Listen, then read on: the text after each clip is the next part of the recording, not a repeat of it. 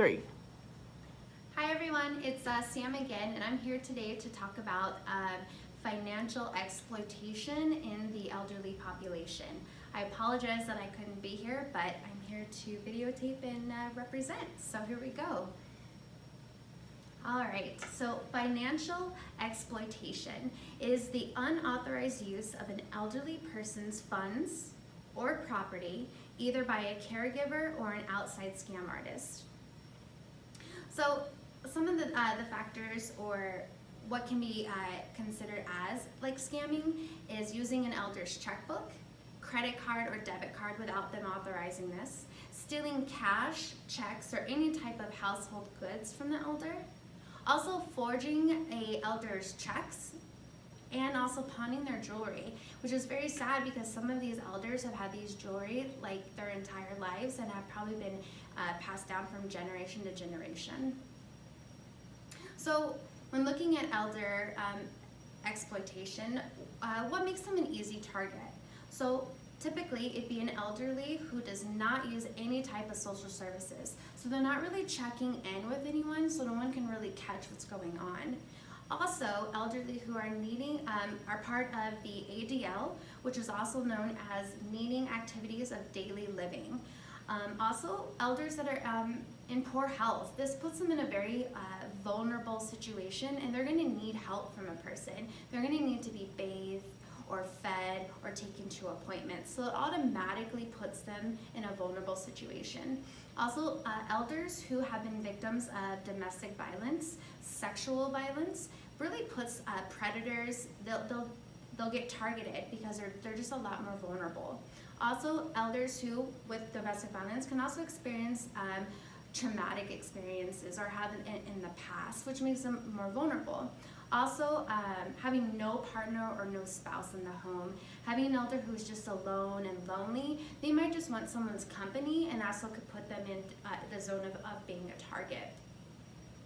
So who are the common perpetrators of elderly exploitation?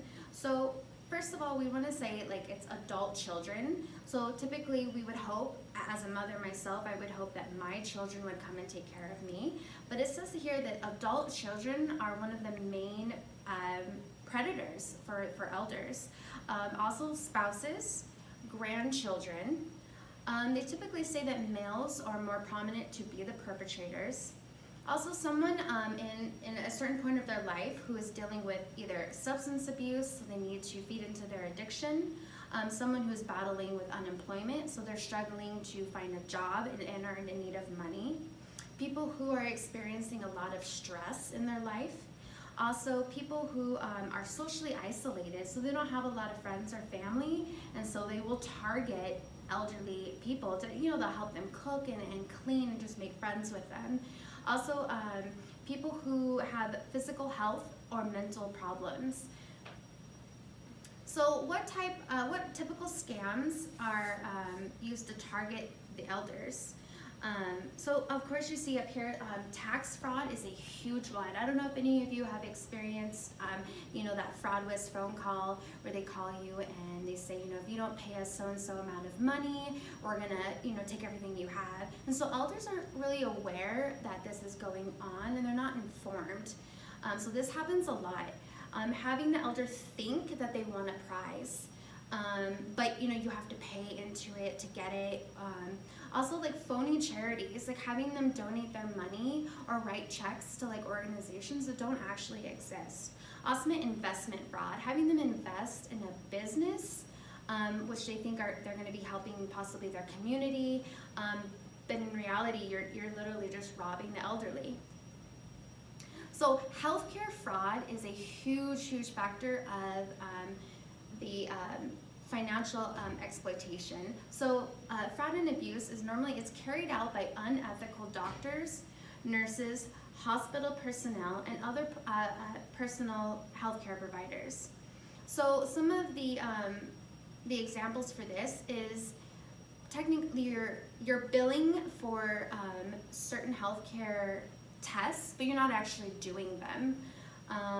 Also overcharging or not actually giving them the medical services that they need. Getting kickbacks for referrals, for other providers or prescribing certain drugs and possibly not giving them their medication. Over-medicating or under-medicating the elderly. It also says recommending fraudulent remedies for illnesses or other medications. And of course, Medicaid fraud is a very prominent one. So some impacts that is caused by financial exploitation. So it doesn't just affect the elder, it affects like our community. And so if we don't get people out and aware of this, it's gonna affect, we're gonna have large economic losses. So financial abuse, just for elders alone, costs us Americans $2.6 billion annually. That is huge, just because people aren't aware of this issue that's going on. So it also affects, so in just our community alone, it'll affect businesses, families, the elders themselves, lots of government programs that help with the elderly, and federal healthcare programs such as like Medicaid that are primarily helping the elderly population. So lastly, the intervention. What can we do? What can you do? So social support is a huge factor. It helps build mental health resilience for our elders. There's an intervention program called Eliciting Change. Hopefully I said that right. Eliciting Change in at risk for elders. And so what this program does is it's building alliances with elderly families. So what they're doing is they're educating families or grandchildren, spouses, adult children on how to properly take care of an elder, or make sure that they're aware that if someone else is stealing from their grandmother or grandfather. They also connect the elders with supportive services, because if the elders don't know, how are they going to fix it? How are they going to solve it? How are they going to even know that they're being robbed, literally and like blindly? And also motivational interviewing. A lot of the elders are alone, and so they need that support, that know that someone is on their side.